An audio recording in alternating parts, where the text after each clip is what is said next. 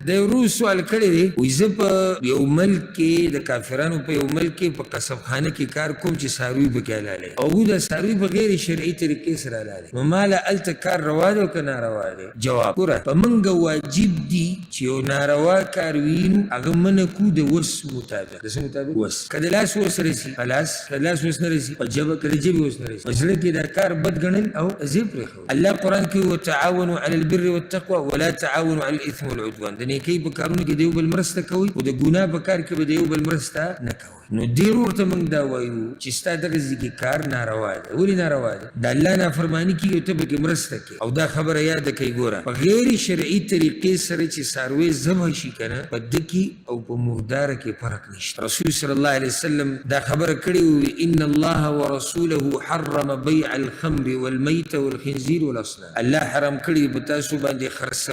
خرڅول د شرابو خرڅول د مردارې خرڅول د خنزیر خرڅول د بوتان دا مرداره څاروی یوازې مردار هغه نه دی چې په خپل مرګ مړ شو ساتې وته یو هغه مردار دی چې په غیر شرعي طریقې سره حلال کړی شوی نو دې ورور ته موږ دا وایو چې ستا د دوی سره کار څه دی دا حرام که هغه دی خرڅوي که هغه دی اخلي که هغه دی حلالوي که هغه دی مشین ته ولاړی کار څه خو د ده پکې تعاون شتي په دې ناروا کار نو ځکه دلته کار ناروا دی